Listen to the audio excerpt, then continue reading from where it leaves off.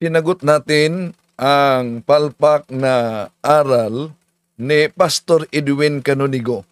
Parang kumbinsidong-kumbinsido siya na sa Biblia walang mabasang Santo Niño.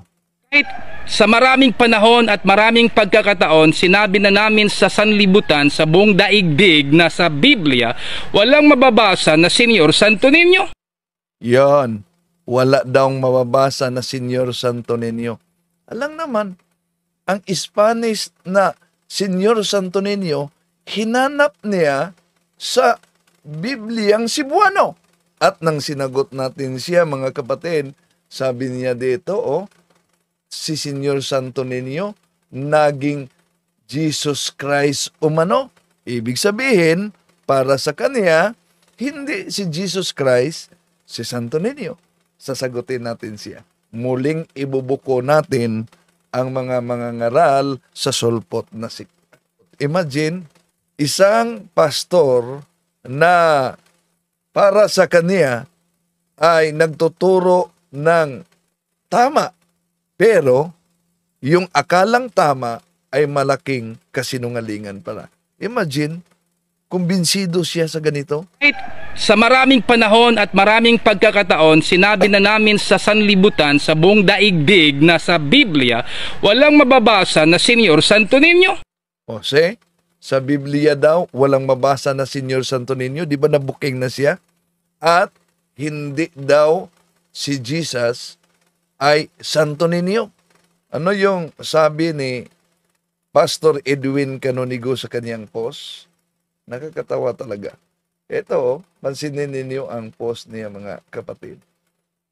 Jesus Christ naging Santo Niño. So, ibig sabihin, para sa kanya, si Jesus Christ hindi si Senyor Santo Niño. Nako. Pastilan. Edwin. Bakit? Sige ha. Una, ginamit natin ang Lucas Kapitulo 1, versikulo 35. Ito mabasa natin.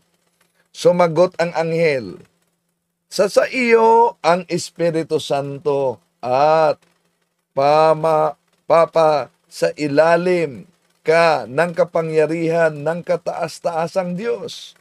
Dahil dito, ang isisilang mo'y banal at tatawaging anak ng Diyos. Ano daw?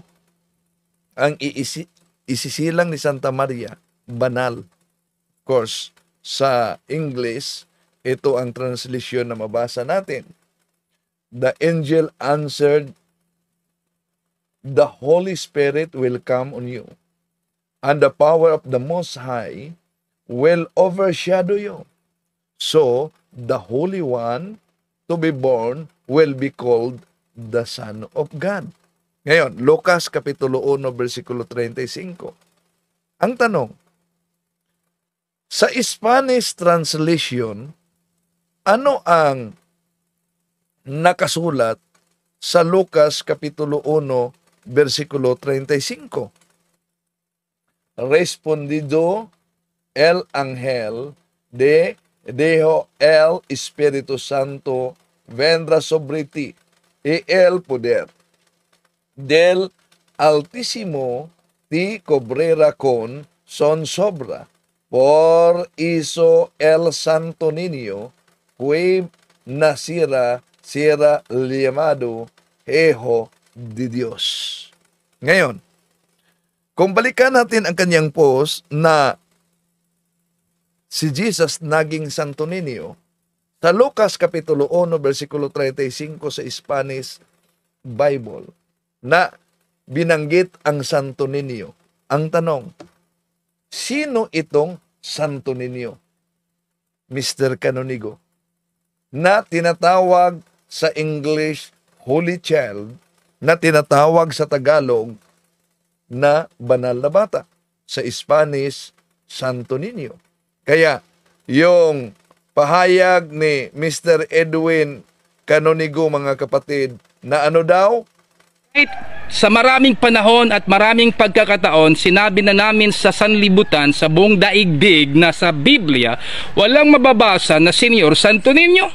So sa maraming pagkakataon, sinabi na niya na sa Biblia, walang mabasang Santo Niño. Hindi, sa maraming pagkakataon, inihayag niya ang kaniyang pagka-inosente sa salitang Santo Niño na wala daw mabasa sa Biblia. Lucas 1:35. Kung para sa kaniya, si Jesus naging Santo Niño. So therefore, si Jesus ay hindi si Santo Niño. Itong Lucas Kapitulo 1:35 na sa ibang salin ng Spanish, así que al Santo Niño iba a nacer, lo llamaran Hijo de Dios. Kaya, naalala niyo mga kapatid, yung babala ng ating Panginoong Hesukristo sa Mateo Kapitulo 7:6. Huwag ninyong ibigay sa mga aso ang banal na bagay, baka pagkatapos ay kayo pa ang balingan at sakmalin nila.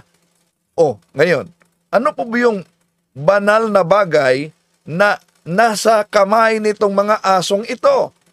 Kung balikan natin ang aklat na Roman Catholicism, written by Loren Bettner, page 102, isang born again, the Roman Catholic Church produced the Bible and that we received it from her. See? Kaya, nang nasa kamay itong Bible, mga kapatid, abay, pinag-chap-chap nila. Tulad ni Canonigo, nakabasa lang ng Exodo Kapitulo 20, versikulo 3 hanggang 5, abay, ayaw na nilang ituloy ang Exodo Kapitulo 25, versikulo 19-22. At ayaw na din nilang ituro yung mabasa sa Biblia, lalo na sa Ezekiel 41, 17-22. Kaya tayo ay sinakmal nila sa pamamagitan ng pagbintang na ang mga larawan ng mga santo ay Diyos-Diyosan ng simbahang Katoliko. Tama talaga ang sinabi ng ating Panginoong Hesus na huwag ninyong ibigay sa mga aso ang banal na bagay. Baka pagkatapos ay kayo pa ang balingan at sakmalin nila. Tanong, sino ba itong mga aso na pwedeng sasakmal sa atin? Imagine, di niya nabasa sa Biblia ang Santo Niño, mga kapatid. Wala daw sa Biblia. Kaya, sino ang aso? Isaias Kapitulo 56:11. Oo, ang mga aso ay matakaw. Sila'y kailanman ay walang kabusugan. At ang mga ito ay mga pastor na hindi nangakakaunawa.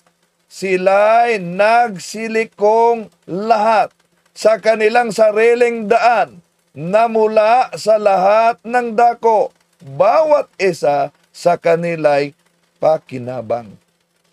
Kaya, walang pagkakaiba si Mr. Canonigo sa iba pa mga ministro at pastor na Katoliko ang palaging tinitira para makadinggoy ng mga inosenteng kaanib sa simbahang Katoliko. Pero tulad sa sinabi ko, merong satanic church na itinatag ni Anton LaVey. Bakit ba wala ni pastor o ministro nag-atake sa satanic church na meron namang mga larawan ito, larawan ni Baphomet, mga kapatid? Pero di nila inatake. Kundi itong satanic church, mariing tinutuligsa ang doktrina ng simbahang Katoliko. Bakit kaya sila'y nagkakaisa? Di kaya magkaalyado sila?